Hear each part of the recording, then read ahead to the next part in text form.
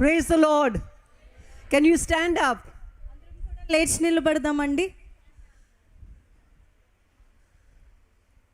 Okay, I know you've had a good meal. I hope you have had a good meal. నాకు తెలుసు మీరు అందరూ మంచిగా భోజనం చేశారు. మరి నేను అనుకుంటున్నాను అందరూ మంచి రుచికరమైన ఆహారం తిన్నారని. Now listen carefully, okay? మరి ఇప్పుడు జాగ్రత్తగా వినండి. Do what I say that you should do. నేను ఏమి చెప్తున్నానో అది మీరు చేయండి. But don't do what I do. కానీ నేనేం చేస్తున్నానో అది చేయకండి. You understood? అర్థమైందండి? So if I say jump, you jump. Come on. ఒకవేళ నేను If I say jump, you jump. ఒకవేళ నేను గెంతమని చెప్తే మీరు గెంతాలి. Okay, ready? And if I say stop, you stop. లేదు ఆగిపోమంటే ఆగిపోవాలి. So do what I say. నేను చెప్పిందే చెయ్యాలి. But don't do what I do. నేను చేసింది చేయకూడదు. Ready? Jump. All those who stopped are out. ఎవరైతే ఆగిపోయారో వాళ్ళు out. I said to jump, okay? Jump. Come on. మరి Jump. నేను చెప్పాను కదా Turn around. Turn around. చుట్టూ Turn చుట్టూ around. తిరగాలి. Come on, ladies. Come on, గెంతుతూ you can చుట్టూ do తిరగాలి. better. Okay? Now why am I telling you this?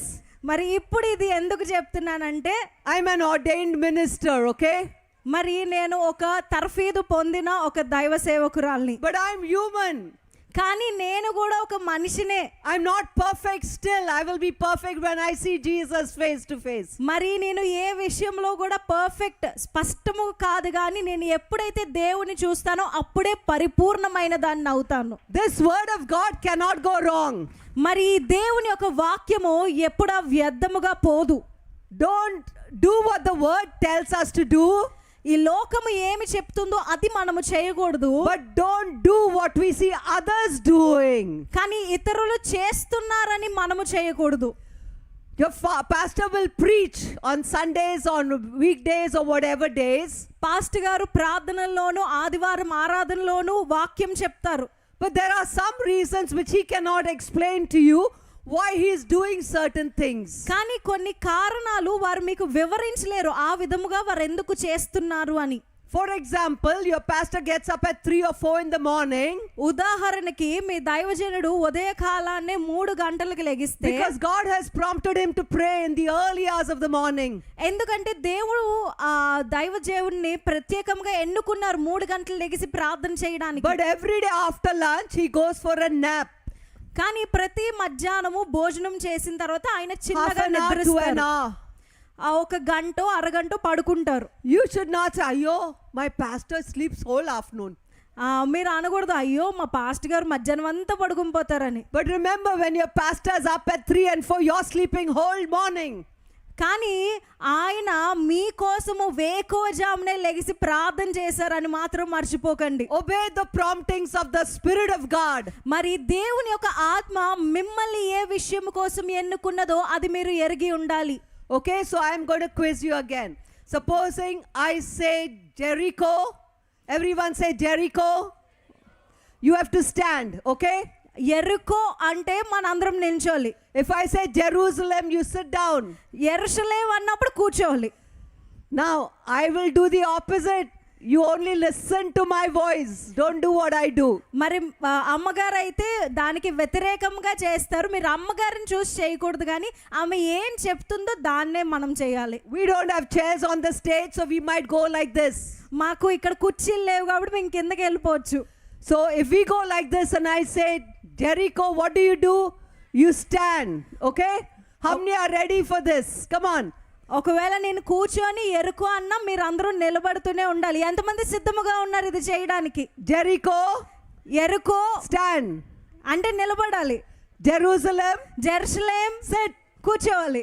Jerusalem, Jerusalem all are out. అందరూ ఓడిపోయారు. I will quiz you. Ready? మరొకసారి. Jericho means stand. Jerusalem means sit. ఎరుకో అంటే నిలబడ్డము, యెరూషలేం అంటే కూర్చోవాలి. Now it's afternoon, that's why I'm trying to wake you up before I preach. మధ్యాహ్న కాల సమయం గనక కొంచెం అందరినీ మెలకువగా ఉంచడానికి ప్రయత్నిస్తున్నాను. Jerusalem, యెరూషలేం, Jericho, యెరికో, Jericho, Jer- out. Okay, ready? Again, one more chance. మరొకసారి. Only those who are not out can continue with the game. ఎవరైతే అవుట్ అవ్వలేదో, ఓడిపోలేదో వాళ్ళే గేమ్ లో ముందుకెళ్ళాలండి. ఓడిపోయిన వాళ్ళు కూర్చుంపోలి. Jericho means stand, Jerusalem means sit. ఎరుకో అంటే నిలబడ్డము, యెరూషలేం అంటే కూర్చోవడము. Jericho, ఎరుకో, Jerusalem, యెరూషలేం, Jerusalem, out. Okay, Jericho, Jericho, Jerusalem, Jerusalem, Jericho, Jericho. Jericho, out. Let's give God a clap offering. అందరం కూడా చప్పట్లు కొట్టి దేవుని మహిమ పరుద్దాం. Please be seated. అందరం కూడా కూర్చుందామండి. Now you know I have sports in my blood. మరి మీ అందరికీ తెలుసు నేను నా శరీరంలోనే ఆ ఆటలు అవన్నీ ఉన్నాయని. I'm a lecturer at the college. I teach 4 courses. మరి నేను కాలేజ్లో కూడా ఉపాధ్యాయురాలు వల్లే 4 సబ్జెక్టులు నేను బోధిస్తాను. Some of you must have got a pamphlet. It's my own college. మరి కొంతమందికి ఆ పత్రిక కూడా వచ్చి ఉంటుంది, అది నా సొంత కాలేజ్ అండి. But you don't have to have all the degrees that will kill you by degrees. మరి కొన్ని తర్ఫీదులు ఏమవుతాయి అంటే కొంచెంగా మనల్ని నాశనం చేసేస్తూ కూడా ఉంటాయి. You need the anointing. మనము ఎదగాలంటే మనకి అభిషేకము The అవసరం. anointing doesn't kill anyone, it grows. ఎప్పుడైతే అభిషేకము మనలో ఉంటుందో అది మనల్ని పతనము చేయదు, కానీ మనల్ని ఎత్తైన కొండపైకి ఎక్కిస్తుంది. The anointing abides. It abides, it stays in us. ఆ అభిషేకము మనలో నిత్యము ఉంటుంది. You know, one time a missionary couple was sent to Israel and their denomination paid for them to go as well as to be housed over there, rented the place for them. మరి ఒక భార్యాభర్తలకి వారి సంఘం అంతా కలిసి యెరూషలేం పట్టణానికి పంపించింది. వాళ్ళే అంత డబ్బు అంతా వాళ్ళే చూసుకుంటారు. But while they were there, 2 doves came and made their nest in the eaves, the roof of their house. వారి యెరూషలేంలో వారి ఇంట్లో ఉంటున్నప్పుడు వారి ఇంటి మీద 2 పావురాలు వచ్చి ఒక గూడును కట్టుకున్నాయి. And they noticed that those doves would come and land near their window sill. మరి ఆ పావురాలు ఎప్పుడు వచ్చి వారి కిటికీ మీద వాలుతూ ఉండేవి. They would put some grains for them. వారు తినడానికి కొన్ని ధాన్యాలు అవి వేసేవారు. One day the husband said to the wife, "Do you know, my wife, every time we slam the door or the windows, these doves take off, they fly away." మరి ఆ భర్త ఒకసారి భార్యకు అంటారు, నువ్వు గమనించావా, ఎప్పుడైనా తలుపు మనము వేయడానికి ప్రయత్నించిన వెంటనే ఆ పావురాలు హఠాత్తుగా ఎగిరిపోతాయి అనేసి. If we fight with each other, if we are angry with each other, there are loud voices in the house, those doves disappear. ఎప్పుడైనా మన ఇద్దరము గట్టిగా గొడవలాడుకొని గట్టి కేకలు వినిపించినప్పుడు కూడా ఆ పావురాలు పారిపోతూ ఉంటాయి. So also with the Holy Spirit. అదే విధముగా పరిశుద్ధాత్మ ద్వారా అలాగే కార్యము జరుగుతుంది. The Holy Spirit is God's dove. మరి పరిశుద్ధాత్మ ఏంటంటే దేవుని యొక్క పావురము వలె ఉన్నది. Remember when Jesus was baptized in the river Jordan, the Holy Spirit came down upon him in the form of a dove and rested on him, and God says, "This is my beloved son in whom I am well pleased." మరి యోర్దాను నది వద్ద యేసుక్రీస్తు వారు బాప్టిజము పొందినప్పుడు ఆకాశము నుండి పరిశుద్ధాత్మ ఒక పావురము రూపములోని ఆయన మీదకి వచ్చి వాలడం మనకందరికీ తెలిసినదే. This afternoon the Holy Spirit wants to come and reside in us. ఈ మధ్యాహ్న కాల సమయంలోని అదే పరిశుద్ధాత్మ మన మీదకి కూడా రావాలని ఆశపడుతుంది. Grieve the Holy Spirit, bang something, yell at someone, get angry, keep anger in our heart. He's not going to stay. He's going to be saddened. He's going to go away. మనలోకి రావాలనుకుంటున్న పరిశుద్ధాత్మని ఏవో కేకలేసో కోపముతోనో లేకపోతే ఇంకేవేవో మాటలతోనో మనం దూరపరచకూడదు. This afternoon's message is a continuation of this morning. మరి ఇప్పుడు మేము చెప్పబోతున్న వాక్యము ఉదయకాలం వాక్యంతోనే కొనసాగుతుంది. The presence and the power of the Holy Spirit in us. మరి పరిశుద్ధాత్మ యొక్క ప్రసన్నత అలాగే పరిశుద్ధాత్మ యొక్క శక్తి మనలో ఏమై ఉంది అని. Very important for us to obey the promptings of the Holy Spirit. మరి పరిశుద్ధాత్మ మనలో చేస్తున్న కార్యాల్ని అంగీకరించడము ఎంతో ప్రాముఖ్యమైనది. How many of you believe that we are living in the tail end of the end times, the last days of the church? మరి ఎంతమంది ఇక్కడ అనుకుంటున్నారు మనం సంఘం యొక్క ఆఖరి దినాల్లో జీవిస్తున్నాము అని? There's no time to play church. It's time to be the church. మరి ఇప్పుడు ఏదో మందిరములోని ఆడుకొని ఏవో ఉల్లాసాలు చేసుకునే సమయము కాదు, కానీ మనమే మందిరముగా ఉండాల్సిన సమయం ఇది. It doesn't matter if you don't have buildings or walls. The first church, as Pastor said last evening, for 300 years had no buildings. మరి సంఘం అంటే ఏవో గోడలు ఉండాలి, అంతస్తులు ఉండాలని కాదు, కానీ మరి నేను దైవజనులు చెప్పినట్టు 300 సంవత్సరాల క్రితము కేవలము ఉట్టిగానే సంఘము జరిగేది. Just do what the Holy Spirit is telling you. You're going to win souls. మరి పరిశుద్ధాత్మ నీకేమి చెప్తుందో అది నువ్వు చేస్తే నూతనమైన ఆత్మలను సంపాదించగలవు. In the book of Joel chapter 2 verses 28 and 29, the Bible tells us, యోవేలు గ్రంథము 3వ అధ్యాయము 28, 29 వచనాలు మనం చూసిన ఎడల, in the last days God will pour out his spirit on all flesh. Your sons and daughters will prophesy. మరి తరువాత నేను సర్వ జనుల మీద నా ఆత్మను కుమ్మరింతును, మీ కుమారులను మీ కుమార్తెలను ప్రవచనములు చెప్పుదురు, మీ ముసలివారు కలలు కందురు, మీ యవ్వనములు దర్శనములు చూతురు. All people will receive dreams, young people receive visions. On everyone, all God's servants, men and women. మరి ముసలివారు కలలు కంటారు, యవనస్తులు దర్శనాలు చూస్తారు. He will pour out his Holy Spirit. ఆయన ఆత్మ అందరి మీద ఆయన కుమ్మరిస్తారు. Jesus said in John's Gospel chapter 14, I'm going back to the Father, but when I go back and I will send you the promised gift of God. The best gift is the Holy Spirit to you and to me. మరి యేసుక్రీస్తు వారు చెప్పారు, నేనైతే నా తండ్రి వద్దకు వెళ్తున్నాను, కానీ నేను వెళుతూ మీకోసము ఆదరణకర్త అయిన ఆత్మని మీకు తోడుగా ఉంచుతున్నానని చెప్పారు. In the book of Numbers chapter 11, Moses turned to God and said, oh God, these 6 lakh men alone, how many more women and children, is too much for me to handle. మరి సంఖ్యాకాండంలో మనము చూస్తే అక్కడ 6 లక్షల మంది కేవలము పురుషులు, వీరిని నేను ఎలా చూస్తాను, ఇంకా స్త్రీలు పిల్లలు ఇంకా చాలా మంది ఉన్నారని చెప్తున్నారు. So God gave Moses a plan. Go collect 70 elders, bring them to the tent of meeting, and I will take of the Holy Spirit that is on you and pour it on them as well. It doesn't mean that your anointing is going to diminish. అప్పుడు దేవుడు మోషేకి ఇచ్చిన సలహా ఏంటంటే, నువ్వు వెళ్ళి 70 మందిని ఎన్నుకొని తీసుకురా, వారి మీదకి నీ యొక్క ఆత్మని కూడా వారి మీదకి పంపిస్తాను, అలా అని నీలో ఉన్న ఆత్మ తగ్గదు, కానీ వారు కూడా నీలాగా పని చేయగలుగుతారు అని చెప్పారు. So they will all prophesy. మరి వారందరూ కూడా ప్రవచనము చెప్తారు. But 2 of those 70, Eldad and Medad, were out there in the camp. మరి ఆ 70 మందిలోని 2 మాత్రము వేరే ప్రాంతానికి వెళ్ళారు. When the Holy Spirit was taken from Moses, it did not make the power of God any less in him. మరి ఎప్పుడైతే దేవుని యొక్క ఆత్మ వారి మీదకు వచ్చిందో, మోషే యొక్క ఆత్మ ఎప్పుడు తగ్గిపోలేదు, కానీ the others also started prophesying who was selected. మరి అక్కడ ఉన్న వారిలో ఎన్నుకోబడిన వారందరూ కూడా ప్రవచించడం ప్రారంభించారు. Suddenly a young man came running to Joshua, Moses' helper, and said, Joshua, there are 2 men, Eldad and Medad, they're prophesying out there in the camp. మరి అప్పుడు ఒక దాసుడు వచ్చి యెహోషువతో చెప్తున్నారు, అక్కడ బయట ఉన్న 2 వ్యక్తులు కూడా వారు అన్య భాషల్లో మాట్లాడుతూ ప్రవచనాలు చెప్తున్నారని చెప్పారు. Joshua turned to Moses, you better stop that. Stop them from prophesying out there.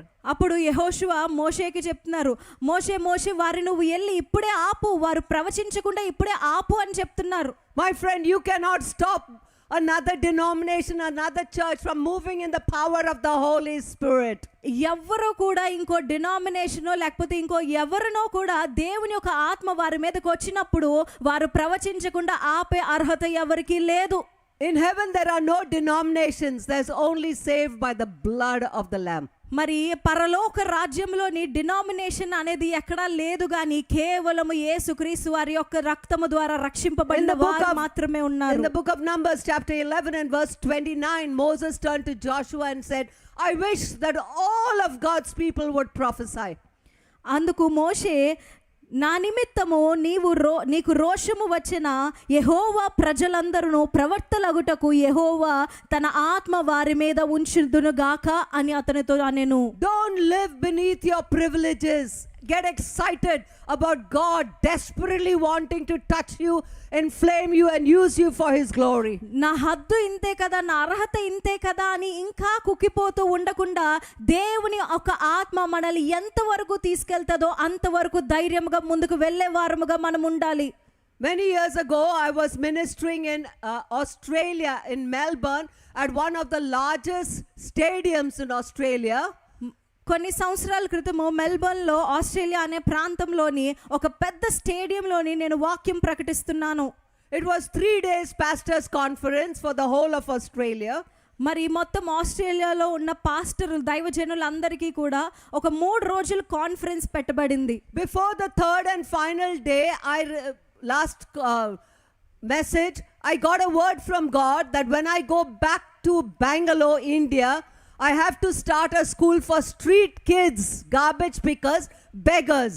మరి చివరి దినాన్న కాన్ఫరెన్స్లో ఉన్నప్పుడు దేవుడు నాకు ఇచ్చిన మాట ఏంటంటే, నాతో మాట్లాడిన మాట ఏంటంటే, ఈ కాన్ఫరెన్స్ నుంచి తిరిగి బెంగళూరు వెళ్ళాక అక్కడ ఒక పేద పిల్లల కోసము, తల్లిదండ్రులు లేని పిల్లల కోసము ఒక స్కూల్ ప్రారంభించమని చెప్పారు. The word of God was, the beginning of most things are first small like a spring, and then it grows into a stream and a river and an ocean. మరి దేవుని యొక్క మాట ఏంటంటే ఎప్పుడు కూడా అది చిన్నగానే ప్రారంభం అవుతుంది, తర్వాత అది జలాలుగాను, నదులుగాను, సముద్రాలుగాను అది వెళ్తుంది. Don't be afraid to start small. కాబట్టి చిన్నగా ఏదైనా ప్రారంభించడానికి భయపడవద్దు. Here I am, quite a famous evangelist in America. I used to preach sometimes 21 messages a week in America, fly from one end of America to the other, sometimes in 3 different states in one day. మరి నన్ను మీరు చూస్తున్నారు, నేను అమెరికాలోని ఒక వారములోనే 21 మెసేజ్లు నేను బోధించాను. America ఈ చివరి నుంచి ఆ చివరికి, ఆ చివరి నుండి ఈ చివరికి ప్రయాణిస్తూ వాక్యము ప్రకటిస్తూ ఉన్నాను. And now God is telling me, start a school for street kids. మరి అంత గొప్ప స్థాయిలో ఉన్న నన్ను దేవుడు పిలుచుకొని వీధి పిల్లలకి ఒక స్కూల్ని ప్రారంభించమని చెప్పారు. It is not our agenda. God, here I am. Fill me and use me for your glory. అది మన చిత్తము, మన ఆలోచన కాదు, కానీ దేవుడు ఏమి చెప్పినప్పటికీ, దేవా నేను నీ దాన్ని, నువ్వు నీ చిత్తమే నువ్వు చెయ్యు అని చెప్పాలి. God didn't tell me when, where, how, what. Only that I have to start a school for street kids.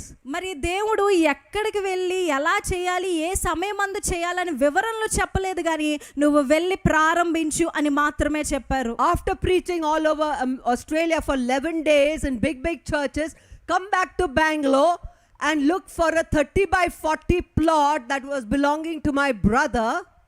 మరి ఆస్ట్రేలియాలో 11 రోజులు అనేకమైన స్థలాల్లో వాక్యము బోధించి మరలా బెంగళూరు వచ్చి 30x40 చిన్న గదిని నా సహోదరుడి దగ్గర వెతకవలసి వచ్చింది. That plot had just 2 little classrooms. మరి ఆ స్థలంలోని 2 క్లాస్ రూములు మాత్రమే ఉన్నాయి. 120 feet and one like say 7 feet. ఒకటేమించో 20 అడుగులు, ఇంకోటేమించో 7 అడుగులు మాత్రమే. One little passage.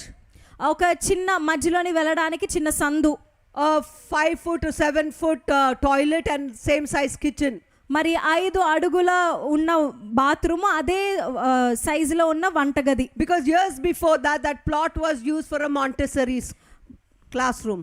మరి ఆ ముందు కూడా అవి ఒక class రూములుగానే వాడబడేవి. So my brother said, you want to start school for street kids, I'll give you the plot.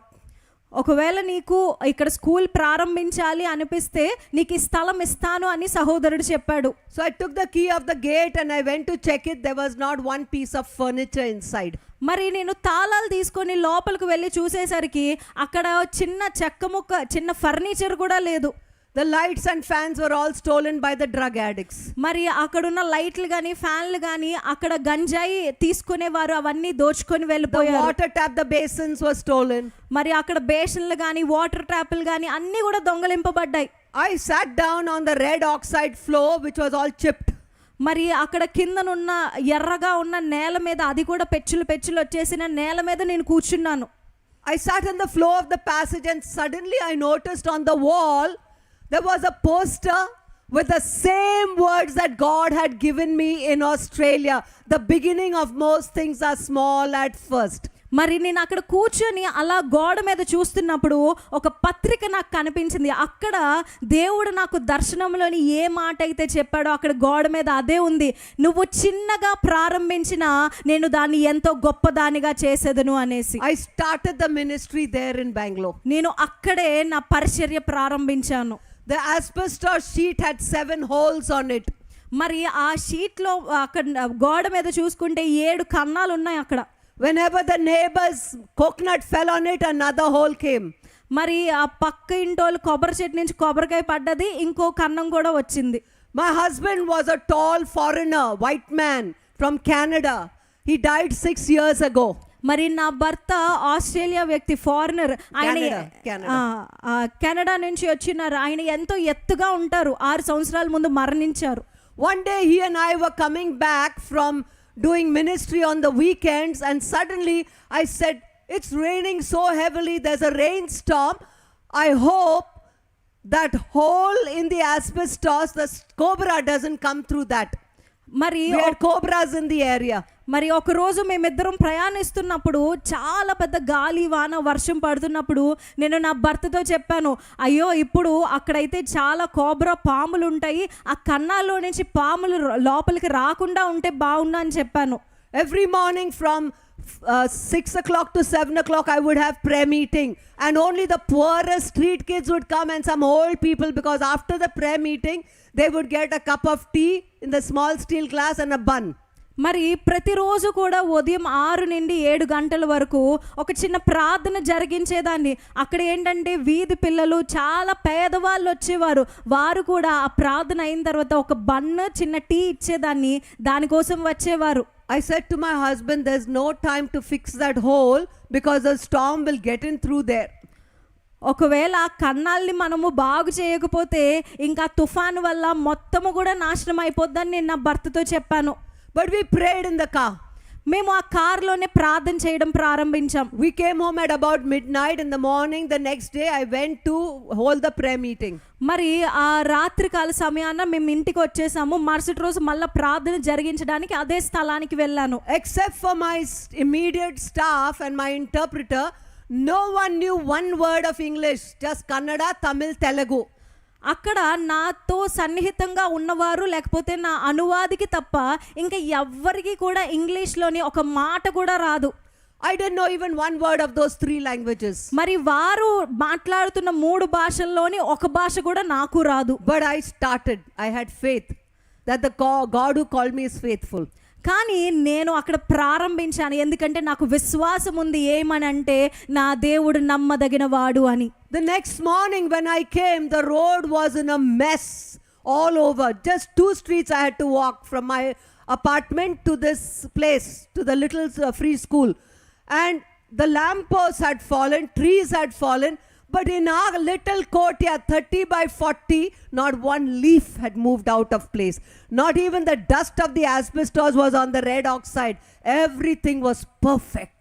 మరి మరుసటి రోజు ఆ తుఫాన్ అంతా వచ్చిన మరుసటి రోజు నేను వెళ్ళి చూసినప్పుడు ఆ వెళ్తున్న 2 వీధులు కూడా ఫుల్గా చెట్లు పడిపోయి, ఆకులు పడిపోయి, ధూళులు పడిపోయి ఇదంతా ఉంది. కానీ నేను ఎప్పుడైతే ఆ 30x40 ఆ స్థలానికి వెళ్ళి చూశానో ఒక్క ఆకు కూడా అక్కడ పడిలేదు. చాలా నీట్గా, చాలా శుభ్రముగా ఉన్నది.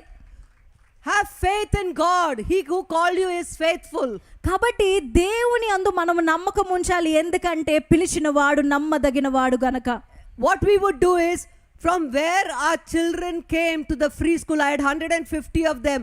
We would go 1 day a week to different areas and do cottage meetings. మరి ఆ పిల్లలందరూ కలిపితే 150 మంది వచ్చారు. మేమందరము కూడా వెళ్ళి ఆ కూడికలు, చిన్న చిన్న ప్రార్థనా కూడికలు జరిగించే వాళ్ళము.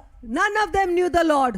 వాళ్ళలో ఎవరికి కూడా దేవుని కోసం తెలీదు. But the moment they saw me and my staff over there, they would come running into whoever house it was that we were meeting. కానీ మేము నాతో ఉన్న ఆ పిల్లలు అందరం కలిసి వెళ్ళినప్పుడు ఆ చుట్టూ ఉన్నవారు అందరూ కూడా వచ్చేవారు, ఏం జరుగుతుంది ఇక్కడ, ఏం ప్రార్థన చేస్తున్నారు అని చూడడానికి. We would start with a few gospel choruses. అప్పుడు కొన్ని సువార్త పాటలతో ప్రారంభిస్తాము. There was no room to sit, everyone stood. అక్కడ కూర్చోడానికి కూడా స్థలం లేనప్పుడు అందరూ నిలబడే దేవుణ్ణి ఆరాధించేవారు. I shared the word and my interpreter interpreted. మరి నేను వాక్యాన్ని బోధించేదాన్ని, నా అనువాదికురాలు ప్రకటించేది. And we began to see any number of miracles. మరి అలా మేము చేస్తున్నప్పుడు అనేకమైన ఆశ్చర్య కార్యములు అక్కడ జరగడం మేము చూసాము. One Tuesday I said to little boy Kevin, he used to come every day for prayer meeting. He was only 6 years old. He would bring his 5-year-old sister Jennifer and then Joshua, who was 3 years old or 2 years old. He would bring them for prayer meeting every day. ఒక 6 సంవత్సరాల బాలుడు Kevin అని చిన్న బాబు ఉంటాడు. వాళ్ళ తమ్ముడు, వాళ్ళ చెల్లి, తనకి 2 సంవత్సరాలు. వీళ్ళు ముగ్గురు చేతులు పట్టుకొని రోజు సాయంత్రం ప్రార్థనకు వస్తారు వాళ్ళు తప్పకుండా. Telugu family, no, Tamil family, mother was a drunk. మరి ఒక తమిళ్ కుటుంబంలోని ఆ తల్లి తాగుబోతురాలై ఉంది. And one day I said, who would like to do the praise and worship today at the cottage meeting? Suddenly Kevin's hand went up. మరి నేను ఒక దినాన్న ఒక కూడికలోని అడిగాను, ఎవరికి స్తుతి ఆరాధన చేయాలి అని ఉంది అని అడిగితే ఈ 6 సంవత్సరాల కెవిన్ బాబు వెంటనే చేయెత్తి నేను చేస్తాను అని చెప్పాడు. So we were going to a Telugu family, that was Ravi and his sister, I forget her name now. మరి మేము ఒక తెలుగు కుటుంబానికి వెళ్ళాము. అతని పేరు రవి, ఆవిడ పేరు ఏదో. The mother was a drunk, the father was a cobbler and a drunk. మరి ఆ తల్లి తాగుబోతుంది, తండ్రి కూడా తాగుబోతూ ఆయన ఒక పని చేస్తూ ఉండేవాడు. So the prayer meeting was supposed to be there. అక్కడే ఆ ప్రార్థన కూడిక జరగాలి. When we went there, there was hardly any room for anyone. మరి మేము అక్కడికి వెళ్ళేసరికి అసలు ఏ చోటు కూడా లేదు. So I said, Kevin, start. We all tried to kneel and Kevin was short, so he had to stand. మరి మేమందరం కూడా అక్కడ మోకరించాము. ఈ కెవిన్ బాబు చాలా చిన్నవాడు కనుక తను నిలబడి ప్రారంభించాడు. You know, when Kevin started worshiping the Lord, tears came out of everyone's eyes. ఎప్పుడైతే Lost in God, crying and worshiping God. Heaven came down.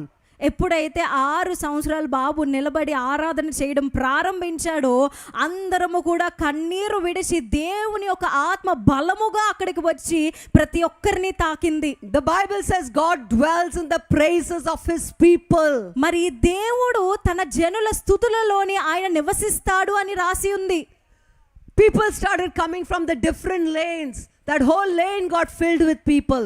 మరి అనేకమైన వీధుల నుంచి జనాలు రావడం ప్రారంభించారు. అక్కడున్న స్థలం అంతా కూడా నిండిపోయింది. The worship went on. People started catching the choruses. Up till the main road, people were worshiping the Lord. ఆ స్తుతి ఆరాధన జరుగుతుంది. చాలా మంది ఇంకా పాటలు పాడుతూ ఆ మెయిన్ రోడ్ వరకు కూడా జనాలు నిండిపోయారు. We would usually go for just 1 hour. మేము కేవలం రోజుకి 1 గంట మాత్రమే చేసేవాళ్ళం. 4 o'clock we started. At 6 o'clock the worship was still going on. మరి 4 గంటలకి ప్రారంభించిన స్తుతి ఆరాధన 6 అయినా కూడా ఇంకా ముగింపబడలేదు.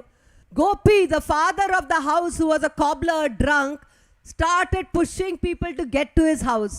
మరి ఎవరైతే తండ్రి ఉన్నాడో తాగేసి వచ్చి ఆ లోపలికి రావడానికి మనుషుల్ని తోసుకుంటూ వస్తున్నాడు. As he came and he saw Kevin leading the worship, he just fell down at Kevin's feet and gave his life to Jesus. ఆయన లోపలికి వచ్చి ఆ చిన్న బాలుడు ఆరాధన చేయడం చూసి తన పాదాల మీద పడిపోయి దేవుని స్తుతించడం ప్రారంభించాడు. Gopi, Gauri, his daughter and son are all walking with God today. మరి గోపి, గౌరి, ఆ కుమారుడు, వారి చెల్లి వీళ్ళందరూ కూడా ఇప్పుడు దేవుని కోసం సేవ చేస్తున్నారు. Do whatever God tells you to do. దేవుడు ఏమి చేయాలని నీకు చెప్తున్నాడో అది చేయడము ప్రారంభించు. When I was a Roman Catholic nun and I was in the convent, 13.5 years I was there, and then I received a vision from God. మరి నేను Roman Catholic నన్నుగా 13.5 సంవత్సరాలు నేను ఉన్నప్పుడు దేవుడు నాకు ఒక దర్శనం చూపించారు. I was a principal of a college that time. మరి ఆ కళాశాలకి నేను ప్రిన్సిపల్గా కూడా ఉండేదాన్ని. And God showed me standing behind a pulpit. There was a Bible, it was closed, and I could see a sea of people, lakhs and lakhs of people all over. మరి దేవుడు నాకు చూపించిన దర్శనం ఏంటంటే ఒక పుల్పిట్ ఉంది, దాని వెనకాతల నేను నిలబడ్డాను, బైబిల్ మూసి ఉంది, నేను చూడగా సముద్రం వంటి మనుషులు నా ఎదురుగా ఉన్నారు. As I was preaching the word, signs and wonders were following. మరి నేను వాక్యము బోధిస్తుండగా ఆశ్చర్యమైన కార్యాలు, అద్భుతమైన కార్యాలు ఆ జనాంగంలో జరుగుతున్నాయి. I began to see the leper getting back his fingers on his hands. మరి నేను చూడగలుగుతున్నాను ఆ కుష్టి వ్యాధి కలిగిన మనిషికి మరలా తన వేళ్ళు కాళ్ళు చక్కగా అవ్వడము చూశాను. The lame were giving up their crutches and wheelchairs and lost in God. మరి కాళ్ళు లేని వారు వీల్ చైర్ లో కూర్చుని వారు అప్పటికప్పుడే నిలబడి దేవుని నామని స్తుతించడం నేను దర్శనంలో The చూశాను. blind began to see, the deaf began to hear, and the dumb started speaking. మరి మాటలు రాని వారు మాట్లాడడం ప్రారంభించారు, వినబడలేని వారు వినగలిగారు, చూడలేని వారికి కంటి చూపు వచ్చింది. But I noticed in the vision, no one was looking at me. They were all lost in God. కానీ ఆ దర్శనంలో నేను స్పష్టముగా చూసింది ఏంటంటే అక్కడ ఉన్న అంత జనాంగములో ఏ ఒక్కరూ నన్ను చూడట్లేదు, కానీ అందరూ కూడా దేవుణ్ణి చూస్తూ Then ఆరాధిస్తున్నారు. I heard these words in my spirit. I will take you to an international Bible college.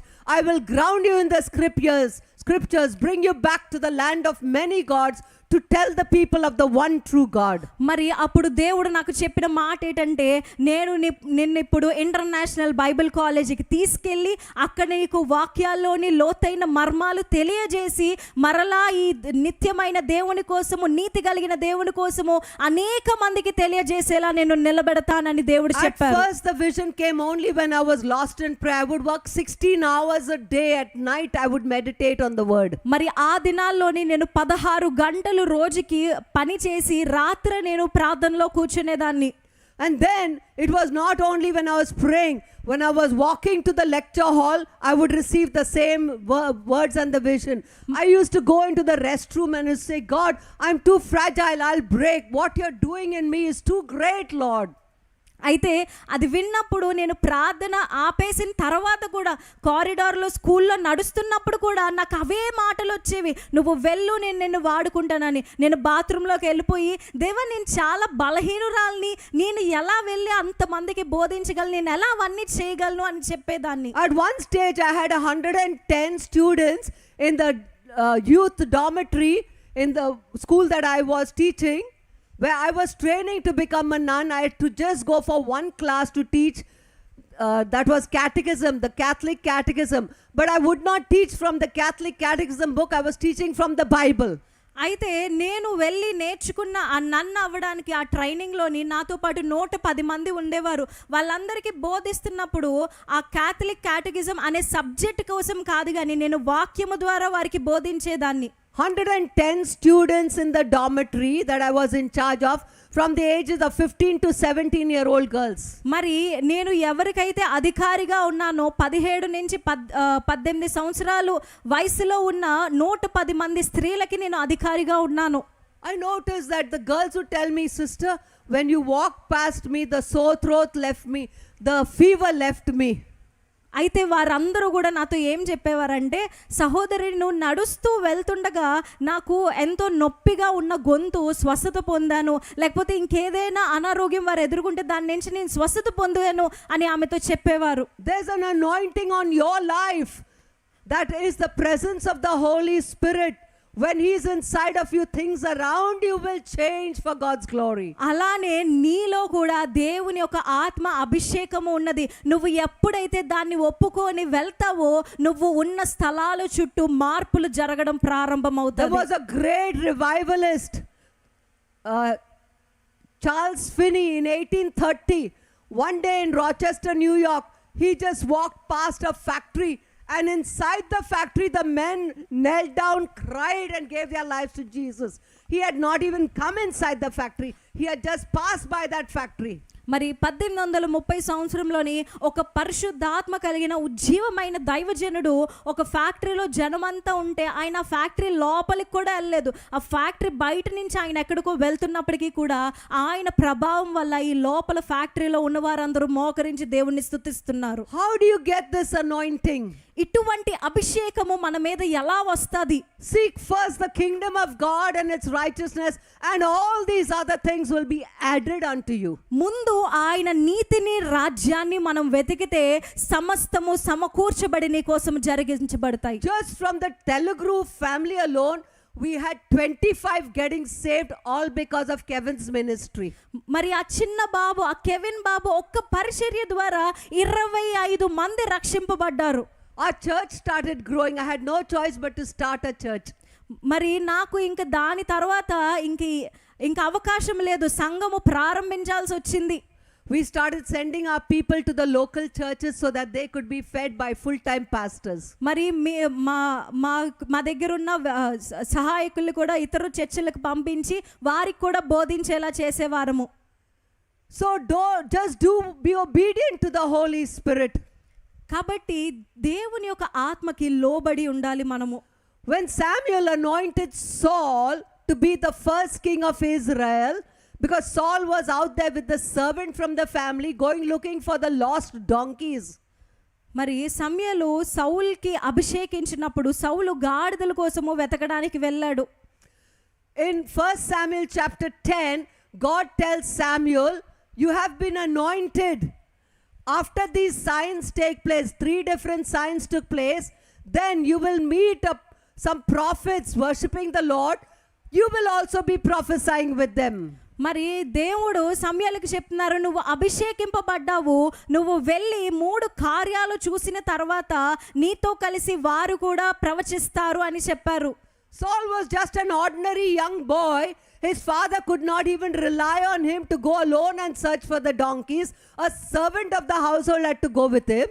మరి సౌలు చాలా బలహీనుడు, తను వెళ్ళి గాడిదల్ని ఒక్కడే వెళ్ళి వెతకలేడని సౌలు వాళ్ళ తండ్రి తనతో పాటు ఒక సేవకుని పంపించాడు. Samuel told Saul, now you will change into a different person.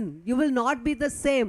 When the anointing hits you, you change for God's glory. అటువంటి బలహీనుణ్ణి, అటువంటి అమాయకమైన వ్యక్తిని సమూయేలు వచ్చి, దేవుడు నిన్ను అభిషేకించిన తర్వాత నువ్వు గతములా ఉండవు గాని నూతన క్రియగా నువ్వు మారుతావని చెప్పాడు. But what did Samuel have to do? Saul said, Samuel, in the meantime do what your hand finds to do. మరి అప్పుడు సమూయేలు చెప్పారు, ఈ సమయంలోని నీ చెయ్యి ఏది వెతుకుతాదో నువ్వు అది చెయ్యి అని చెప్పారు. You might say, I'm not a pastor, I'm not a lecturer, I'm not an evangelist. Just do what your hand finds to do for God's glory. మరి మనము కూడా చెప్పొచ్చు, నేనేమి ఉపాధ్యాయురాల్ని కాదు, నేనేమి దైవజనురాల్ని కాదు, నేనేది మంచి పాత్రలో లేను, నేనేమి చేయగలను అనుకుంటాం కానీ దేవుడు నీ చేతి పని ఏదిస్తే అదే చేసి ముందుకి కొనసాగు. God's ways are in keeping with his word. Psalm 119 verse 105. Your word is a lamp to my feet, a light to my path. నీ వాక్యమే నా పాదములకు వెలుగు, నా త్రోవకు వెలుగై ఉన్నది అని కీర్తనలో రాయబడి ఉంది. So when you hide God's word in your heart, your mind, your spirit, there's no room for the word of the liar to come in. You will know this is the leading of the Holy Spirit. ఎప్పుడైతే నీ హృదయము దేవుని యొక్క ఆత్మతో నింపబడి ఉంటుందో ఏ ఒక్క అబద్ధికుడు కూడా వచ్చి నువ్వు ఇది చేయలేవు అని చెప్పే అర్హత వాడికి లేదు. 15 years, 13 and a half years in the convent, I start getting the word of the Lord to leave. On Easter Sunday of that following year, I left the convent. మరి నాకు ఆ దర్శనం వచ్చిన తర్వాత 13.5 సంవత్సరాలు నేను నన్నుగా ఉన్నప్పటికీ కూడా ఆ తర్వాత సంవత్సరం వచ్చిన ఈస్టర్ దినమున నేను ఆ college విడిచిపెట్టాను. For the Loreto nuns, I was quite an important person, being the principal of a large institution. మరి అంత గొప్ప కళాశాలకి నేను ప్రిన్సిపల్గా ఉండడం వల్ల వారికి నేను ఎంతో ప్రాముఖ్యమైన దానిని. They said they knew most of my family were in America and Canada. My parents were also Canadian citizens, though they were originally born in India. మరి వారందరికీ తెలుసు నా తల్లిదండ్రులు వారందరూ కూడా కెనడాలో ఉన్నారని. మరి నేను కూడా వారికి చాలా ప్రాముఖ్యమైన దానిని. They said take a break for 2 years and wherever you want to go into the world, we will fund all your travel, all your expenses. మరి వారు ఏం చెప్పారంటే, ఒక 2 సంవత్సరాలు నువ్వు విరామం తీసుకో, ఈ 2 సంవత్సరాల్లో నీకు ఏ సంపద కావాలన్నా మేము ఇస్తాము, కానీ 2 సంవత్సరాల తర్వాత మళ్ళా తిరిగి మా దగ్గరకు వచ్చే అని వారు చెప్పారు. But I knew that God had called me to preach. And the Bible says, once your hand is laid to the plow, whoever turns back is not fit for the kingdom of God. అయితే నాకు మాత్రం ఎంతో స్పష్టముగా తెలిసింది, నన్ను దేవుడు ప్రకటించడానికి, వాక్యము బోధించడానికి పిలుచుకున్నారని. నువ్వు ఎప్పుడైతే నిర్ణయించుకొని ఒక అడుగు ముందుకు వేస్తావో దేవునిలోని, దాన్ని వెనక్కి తీసే అధికారం ఎవ్వరికీ లేదు. So I left the convent for good. In my spirit, I knew I was going to go and be trained to preach God's word. మరి నా ఆత్మలో నేను అంగీకరించి నేను వెళ్ళి దేవుని యొక్క వాక్యము ప్రకటించడానికి తర్ఫీదును పొందాను. We are 8 children alive, and all my brothers and sisters are married and settled abroad, except for one brother is in India, married. మరి మేము 8 మంది సహోదరులము మా తల్లిదండ్రులకి, అందరూ కూడా ఇతర దేశాల్లో ఉన్నారు. ఒక్క సహోదరుడు మాత్రం భారతదేశంలో ఉన్నారు. My parents would come back to India for 6 months sometimes. మరి కొన్ని సార్లు నా తల్లిదండ్రులు భారతదేశానికి ఒక 6 నెలలు గడువు కోసం వచ్చేవారు. And I was very stubborn. I said, I will be the only child in the family who will never make a passport. I will stay in India and take care of mommy and daddy. మరి నేను అయితే చాలా బలంగా చెప్పేదాన్ని, అన్నదమ్ములు అందరూ ఏ దేశాలు వెళ్ళినా నేను పాస్పోర్ట్ కూడా ఎప్పుడు చేయించుకోను, నేను భారతదేశంలోనే ఉండి నా తల్లిదండ్రులను చూసుకుంటాను అని చెప్పాను. God is telling me he's going to take me to an international college. కానీ ఇప్పుడు దేవుడు చెప్తున్నాడు నన్ను ఒక ఇంటర్నేషనల్ బైబిల్ కాలేజీకి తీసుకెళ్తానని. I don't have a passport. నా దగ్గర పాస్పోర్ట్ లేదు. So I said to my brother was a top businessman. He worked for an American company and his own business with Americans. He said, I'll give you half of all my earnings up to date if you will become a partner with me in the business. మరి నా సహోదరుడు ఆయన చాలా గొప్ప వ్యాపారవేత్త. ఆయన అమెరికాలోను అనేక దేశాల్లోనూ గొప్ప వ్యాపారం కలిగి ఉన్నాడు. ఆయన కూడా చెప్పాడు, నువ్వు నాతో ఈ వ్యాపారంలో నాతో పాటు పార్ట్నర్గా ఉంటే నేను సగం ఆస్తి అంతా నీకు ఇస్తాను అని చెప్పారు. I said to my brother, it is not funds, it is not business, it's nothing, it's souls. మరి అప్పుడు నేను నా సహోదరుడికి చెప్పాను, సంపద కాదు, వ్యాపారము కాదు, డబ్బు కాదు, ఆత్మల సంపద నాకు కావాలి అని చెప్పాను. One day I was praying and fasting, and the Lord that morning told me, go to the passport office for your passport. మరి నేను ఒక దినాన్న ఉపవాసం ఉండి ప్రార్థన చేసినప్పుడు దేవుడు ఆత్మలో నాకు చెప్పాడు, నువ్వు వెళ్ళి పాస్పోర్ట్ ఆఫీస్కి వెళ్ళి నీ పాస్పోర్ట్ ఉంటే తీసుకో అని. Now everyone in Mumbai knew that passport office in Worli, Mumbai is closed for 4 months because the top passport office has put a clamp down because there was a lot of bribery and corruption going on. No passports would be issued for 4 months. మరి ఆ సమయంలో చూసుకుంటే ముంబై ప్రాంతంలో ఉన్న వారికి ఆ సమయంలో తెలుస్తుంది, ఆ వర్లి అనే ప్రాంతంలోనే అసలు పాస్పోర్ట్ ఆఫీస్ కొంచెం లంచము కొన్ని ఇబ్బందులు అవ్వడం వల్ల 4 నెలల వరకు ఆ పాస్పోర్ట్ ఆఫీస్ ముయ్యవేయబడింది. I took a taxi and went from one end of Bombay to the passport office, and when I went there was a whole rope of policemen with a big thick rope around. No one was being allowed inside the passport office. కానీ నేను నమ్మకం ఉంచి ఈ ముంబై ఈ చివరి నుంచి ఆ చివరి వరకు పాస్పోర్ట్ ఆఫీస్కి వెళ్ళి చూసినప్పుడు ఆ పాస్పోర్ట్ ఆఫీస్ చుట్టూ కూడా పెద్ద తాడు సరిహద్దు కట్టేసి ఆ లోపలికి ఎవ్వరు వెళ్ళడానికి అంగీకరించలేదు. Whose report will you believe? ఎవరి రిపోర్ట్లు మీరు నమ్ముతారు? We will believe the report of the Lord. నేనైతే దేవుని యొక్క రిపోర్ట్ని మాత్రమే నమ్ముతాను. Go to the passport office. నేను పాస్పోర్ట్ ఆఫీస్కి వెళ్ళాను. I do not know why no one stopped me. I went through those policemen, went up a flight of stairs, maybe 3rd or 4th floor, went down one corridor. I've never been in that area before, and I knocked on the doors of the last room. మరి నేనైతే అక్కడ అంతమంది పోలీసులు ఉన్నారు, నేను నడుచుకుంటూ నెమ్మదిగా వెళ్ళిన ఏ ఒక్కరు కూడా నన్ను ఆపలేదు. 3వ అంతస్తుకో 4వ అంతస్తుకో వెళ్ళి చివరి రూమ్ దగ్గరికి వెళ్ళి తలుపు కొట్టాను.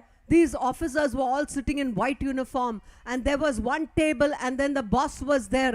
I went straight to the boss and I said, sir, I'm here for a passport. మరి నేను ఆ గదిలోకి వెళ్ళిన తర్వాత ఆ చుట్టూ అందరూ ఆఫీసర్లు కూర్చొని ఒక అధికారి కూడా కూర్చొని ఉన్నారు. ఆయన దగ్గరికి వెళ్ళి నేను చెప్పాను, అయ్యగారు నాకు పాస్పోర్ట్ కావాలి అనేసి. He said, madam, no passports will be issued for the next 4 months. ఆయన అన్నారు, వచ్చే 4 నెలల వరకు ఏ పాస్పోర్ట్ కూడా ఇవ్వబడదండి అని చెప్పారు. Good morning and thank you. సరేనండి, శుభోదయం, వందనాలు అని I చెప్పాను. said, thank you, sir.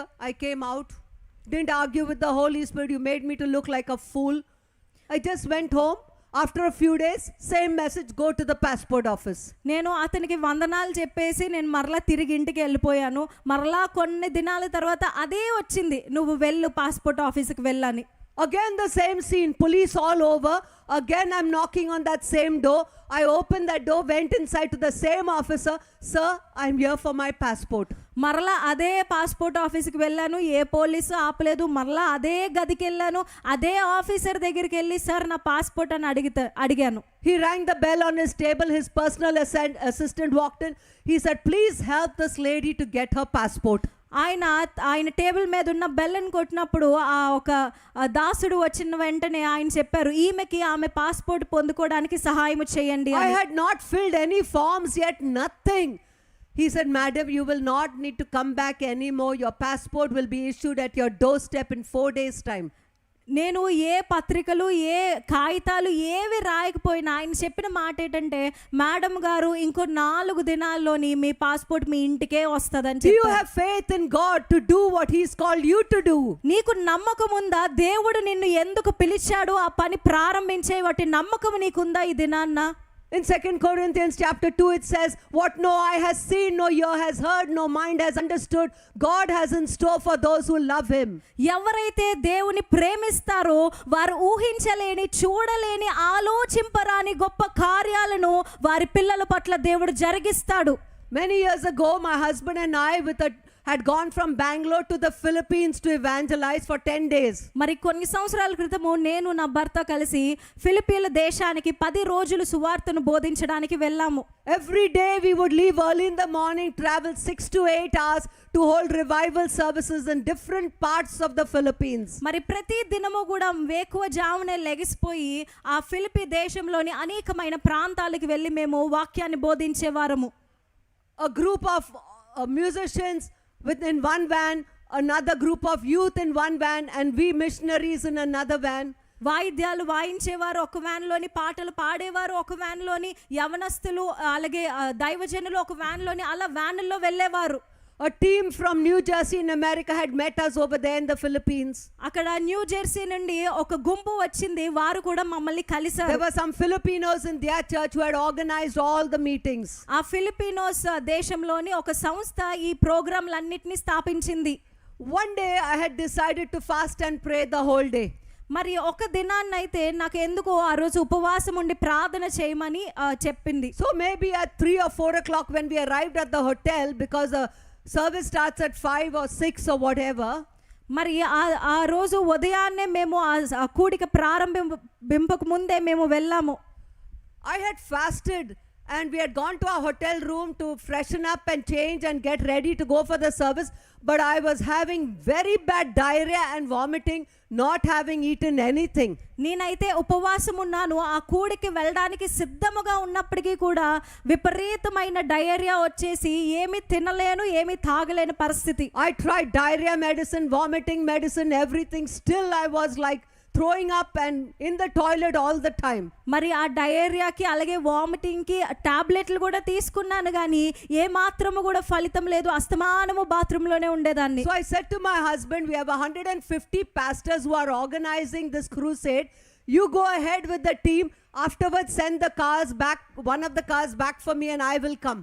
మరి నేను నా భర్తతో చెప్పింది ఏంటంటే, 150 మంది పాస్టర్లు కలిసి ఇదంతా ప్రారంభించారు కాబట్టి మీరు వెళ్ళి అక్కడ వాక్యము ప్రకటించండి, తర్వాత ఒక కారుని పంపించండి, నేను వెనక వస్తానని చెప్పాను. Suddenly I realized, if I'm fasting, how can I have vomiting and diarrhea? So I turned and I talked to the enemy. I said, Satan, you can have all the vomiting, all the diarrhea you want. I am not receiving it in the name of Jesus. It's against you right now. నేనైతే మా ఆయనతో అలా చెప్పాను, కానీ మధ్యలో నాకు ఒక సందేహం వచ్చింది. అసలు నేను ఉపవాసం ఉంటున్నాను, నాకు డయేరియా ఎలా వస్తుంది, అసలు వామిటింగ్ ఏమి తినకుండా వామిటింగ్ ఎలాగొస్తుందని చెప్పి తిరిగి అపవాది అయిన సాతానుతో చెప్పాను, నువ్వు ఈ డయేరియా ఈ వామిటింగ్ అంతా నువ్వే ఉంచుకో, నేను మాత్రం నువ్వు ఇచ్చినది నేను అంగీకరించనని చెప్పి నేను వెళ్ళడం ప్రారంభించాను. Last evening we heard from evangelist David, who said, speak to that situation. Your words are so important. Immediately the diarrhea and the vomiting stopped. మరి గత సాయంత్రం దైవజనుడు చెప్పడము మనము విన్నాము, మనము ప్రకటిస్తే అది కార్యరూపంలో జరుగుతుందని. నేను ప్రకటించాను, వెంటనే ఆ డయేరియా వామిటింగ్ అక్కడితోనే ఆగిపోయింది. So I freshened up and I went to the crusade grounds. అక్కడ నేను సిద్ధపడి ఆ క్రూసేడ్ మైదానంలోకి వెళ్ళాను. When I went there, I began to see the music has not started. Nothing is started. These pastors are all standing in groups, scared to death. మరి నేను అక్కడికి వెళ్ళేసరికి వాయిద్యాలు వాయించేవారు, అది వాయిద్యాలు ప్రారంభింపబడలేదు. ఈ దైవ సేవకులు అందరూ గుంపులుగా నించొని వారు ఎంతో భయపడిపోతూ ఉన్నారు. Then I heard, because there was hardly any people also, so many chairs. It was a gymnasium that we had rented, big one.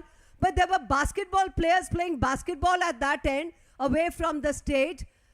And no, hardly any people in the chairs. మరి అక్కడున్న జనాల్ని కూడా చూస్తే చాలా పెద్ద మైదానం, కుర్చీలన్నీ ఖాళీగా ఉన్నాయి, అక్కడక్కడే జనాలు ఉన్నారు. ఆ మైదానం చివరన బాస్కెట్బాల్ ఆడుకున్న వాళ్ళు బాస్కెట్బాల్ ఆడుకుంటున్నారు. ఇక్కడ వీరందరూ మాత్రం భయపడుతూ ఉన్నారు. The mayor of the town, who was a staunch Catholic, he had told the town people, this lady evangelist who's coming is an ex-nun. She's a heretic. She's going to die and go to hell. I don't want anyone going to the crusade grounds today. ఆ ఊరి యొక్క mayor గారు అక్కడున్న వారందరికీ ఏం చెప్పారంటే, ఇప్పుడు ఈ సాయంకాలం వచ్చి వాక్యము ప్రకటిస్తున్న స్త్రీ, ఆమె గత కాలంలోని నన్నగా ఉండేది, అది మానుకొని ఇక్కడికి వచ్చింది, ఆమె మరణించి నరకంలోకి వెళ్తుంది, మీరు ఆమె చెప్పిన వాక్యము వినడానికి వీల్లేదు అని వారందరినీ భయపెట్టారు. The people were scared to come. వాళ్ళు జనాంగము రావడానికి భయపడిపోయారు. 150 Pentecostal pastors were there, but all scared to do anything. 150 మంది పెందెకోస్తు దైవజనులు ఉన్నారు, వారందరూ కూడా ముందుకు వెళ్ళడానికి వారు కూడా భయపడుతున్నారు. So first thing, now remember, I was an athlete, and off season I would play basketball. మరి నాకు గుర్తొచ్చేది ఏంటంటే, నేను ఒక అథ్లీట్గా అంటే ఆటలో ఆడేదానిగా ఉండేదాన్ని. బాస్కెట్బాల్ ఆట కూడా నేను ఆడేదాన్ని. I was a shooter for my team. మరి నేను నా గుంపులోని నేను బంతి విసిరేదానిగా ఉండేదాన్ని. From the center line I could shoot a basket. మరి ఇక్కడ నుంచి ఆ బాస్కెట్లోకి ఆ గురికి స్పష్టంగా వేసేదాన్ని. Usually Filipinos are short, but these basketball players were tall. మరి ఫిలిపిన్లు చాలా పొట్టిగా ఉంటారు, కానీ బాస్కెట్బాల్ ఆడినోళ్ళు మాత్రం చాలా ఎత్తుగా ఉన్నారు. So I went and I took the basketball. కాబట్టి నేను ఆ బాస్కెట్బాల్ ఆడినోళ్ళ దగ్గరికి వెళ్ళి ఆ బాల్ I తీసుకున్నాను. dribbled. నేను ఆ బంతి కొట్టడం I went to the ప్రారంభించాను. center and I shot a basket straight into the basket. మరి నేను ఆ మధ్యలో నించొని ఆ బంతిని ఆ బాస్కెట్ గురి చూసి వేశాను. I ran and took the ball, put it on my hip. నేను వెళ్ళి ఆ బంతిని తీసుకొని నా నడుం మధ్యలో పెట్టుకున్నాను. I said, follow me. నేను చెప్పాను, నన్ను వెంబడించండి అని చెప్పాను. All those boys came. I said, sit down here and don't move. ఆ బంతి నాతో వచ్చింది కాబట్టి అక్కడున్న అబ్బాయిలు బాస్కెట్బాల్ ఆడినోళ్ళు అందరూ కూడా వెనకాతలు వచ్చారు. వచ్చిన తర్వాత ముందు వరుసలో కూర్చోండి అని I చెప్పాను. told the worship team, go start the worship. వెళ్ళి ఆ వర్షిప్ టీవీకి చెప్పాను, మీరు వెళ్ళి ఆరాధన ప్రారంభించండి అని. Slowly people started coming to the crusade grounds. మెల్లిగా జనాంగము ఆ గ్రౌండ్లోకి మైదానంలోకి రావడం ప్రారంభించారు. Suddenly the stones started hitting the top of the gymnasium from around the gymnasium. మరి ఆ మైదానము చుట్టూ నుంచి రాళ్ళు విసరడం ప్రారంభమైంది. So the mayor had got enemies to do it for them. మరి ఆ మేయర్ గారు కొంతమంది శత్రువుల్ని మా మీదకి పంపించారు. So I said, don't worry, God is spirit and true worshippers will worship God in spirit and in truth. మరి నేనైతే వారితో అన్నాను, మీరు ఏమీ చింతించకండి, ఎవరైతే దేవుని యొక్క ఆత్మతోని ఆరాధిస్తారో వారికి ఏ హాని జరగదు అని చెప్పాను. Suddenly the electricity all over failed. It was dark. మరి ఆ సమయంలోని అక్కడున్న కరెంట్ అంతా పోయి చుట్టూ చీకటి అయిపోయింది. I told the pastors, go to the east, west, north, south, put on all the car lights everywhere. మరి నేను అక్కడున్న దైవజనులకు చెప్పాను, మీరు మైదానము చుట్టూ వెళ్ళి ఎవరెవరైతే కార్లు ఉన్నాయో వాళ్ళందరూ కూడా లైట్లు వేయండి అని చెప్పాను. Let's do the Jericho march, worshiping God, praying in the spirit. మనందరము కూడా ఈ మైదానము చుట్టూ ఎరుకో పట్టణము చుట్టూ తిరిగినట్టు మనము కూడా తిరిగి దేవుని స్తుతిద్దామని చెప్పాను. Within 15 minutes all the lights came back.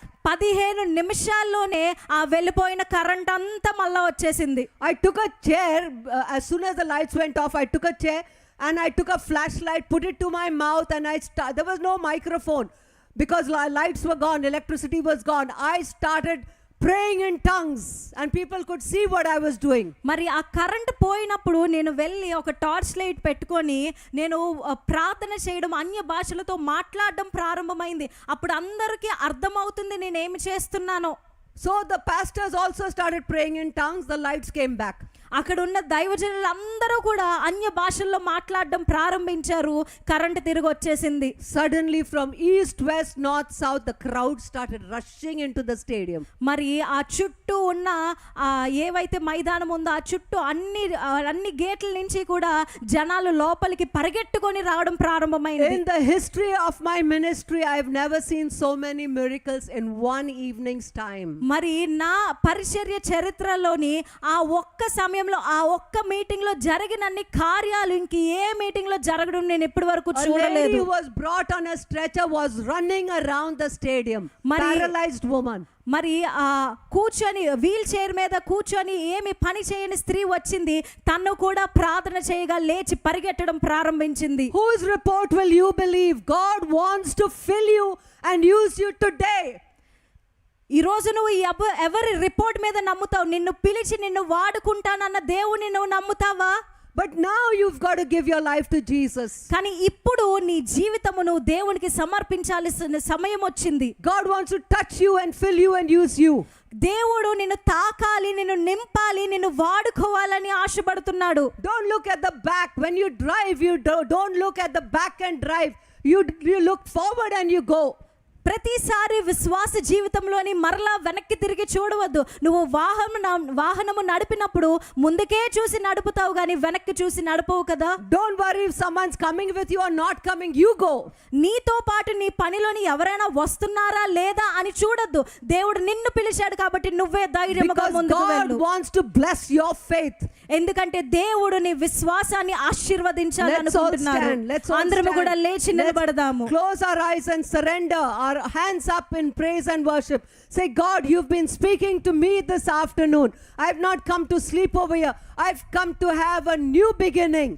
I want to be ignited. I want to be on fire for you, oh God.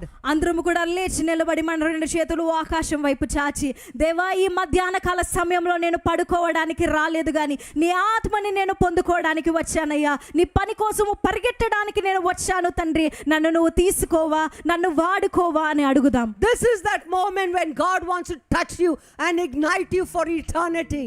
ఈ సమయములోనే దేవుడు నిన్ను తాకాలనుకుంటున్నాడు. నిత్య జీవమునకు నిత్య మార్గమునకు నిన్ను వారసుడిగా వారసురాలిగా చేయాలనుకుంటున్నారు. To the extent that you are available and open, to that extent he'll fill you. మరి నువ్వు ఎంత హృదయపూర్వకముగా దేవుని నువ్వు అడుగుతావో ఈ రోజు దేవుడు అంత లోతుగా నిన్ను నింపబోతున్నాడు. Don't look at others, just look to God, the author and perfecter of your faith. నీ పక్కనున్న వారిని చూడొద్దండి. నిన్ను ఇలా సిద్ధము చేసిన దేవాది దేవుని వైపే చూసి అడుగుదాము. Say, God, you've spoken to me. In my spirit there's a stirring today. I want a touch from you. I'm not going till you touch me, oh God. దేవా ఈ రోజు నువ్వు నాతో ప్రత్యేకముగా మాట్లాడావు. ఈ రోజు నువ్వు నన్ను తాకినంత వరకు ఇక్కడ నుండి నేను తిరిగి వెళ్ళను. Take over, Holy Spirit. Take over in my life. పరిశుద్ధాత్మ దేవా నా జీవితం మీద నీ అధికారము చూపించయ్యా. When we realize we are nothing, God can do something for his glory with us. ఎప్పుడైతే మనము దేనికి పనికి రామని నమ్ముతామో, ఎప్పుడైతే మనల్ని మనం తగ్గించుకుంటామో అప్పుడు దేవుడు నిన్ను ప్రత్యేకమైన పనికై నిన్ను వాడుకుంటాడు. Speaking to you right now, the lady there in the green salwar kameez with the red dupatta, he's speaking to you. God is going to use you. Green churidar వేసుకున్న స్త్రీ, రెడ్ చున్ని వేసుకున్న స్త్రీ, ఈ రోజు దేవుడు నీతోనే ఈ మాట ప్రత్యేకముగా చెప్తున్నారు. That lady there in the orange sari at the back, he's speaking to you. He says, surrender to me and see what I will do through you. ఆ ఆరెంజ్ చీర కట్టుకున్న స్త్రీతోని దేవుడు చెప్తున్నారు, నువ్వు నన్ను నీకు సమర్పించుకో, నేను ఏమి చేయగలను నువ్వు త్వరలోనే చూడబోతున్నావు. Here in the fourth row, this lady in the green sari, just surrender to the Holy Spirit. He wants to fill you and use you to overflowing. ఈ నాలుగో రోలో ఉన్న పచ్చ చీర కట్టుకున్న అమ్మగారు, మీరు మీ ఆత్మకి మిమ్మల్ని మీరు సమర్పించుకోండి. దేవుడు మీ పట్ల గొప్ప కార్యాలు జరిగించబోతున్నాడు. The tall brother there with both your hands up, wave out to me. In the dark shirt, God's Spirit is hovering over you right now. Just like in Genesis chapter 1 and verse 2, when everything was void and empty, the Holy Spirit created out of emptiness. మరి అక్కడ నల్ల shirt వేసుకున్న brother మీద దేవుని యొక్క ఆత్మ మీ మీద అల్లాడుచున్నది. ఆది కాండము 1వ అధ్యాయం 2వ వచనంలో రాసినట్టు ఎక్కడైతే అంధకారము ఏమీ లేనిది ఉందో అక్కడ దేవుని యొక్క ఆత్మ వెలుగుగా దిగి వచ్చినది. The lady in the navy blue dupatta there. Right now, God is saying, don't meditate on the lies of the enemy. See what I will do. Don't delve on the same negative things again and again about your spouse. అక్కడ blue colour చున్ని వేసుకున్న స్త్రీతోని వ్యతిరేకమైన మాటల్ని వ్యతిరేకమైన పదాలని నువ్వు తీసుకోవద్దు. నీకు వ్యతిరేకముగానే ఉన్న నీ భర్తని దేవుడు మార్చబోతున్నాడు. Say, God, here I am. I come to do your will, oh God. దేవా, నేను ఇక్కడికి వచ్చి ఉన్నాను, నీ చిత్తము జరిగించడానికి వచ్చి ఉన్నానయ్యా. Don't look at your age. Don't look at your build.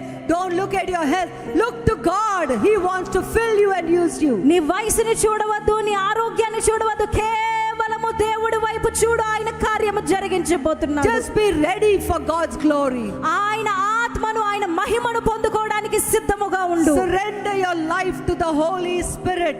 పరిశుద్ధాత్మకి నిన్ను నువ్వు అప్పగించుకో. And give him a chance to change your mourning into dancing. ఆయన నీ దుఃఖమంతా నాట్యముగా మార్చబోతున్నాడు. You will change. You'll never be the same again.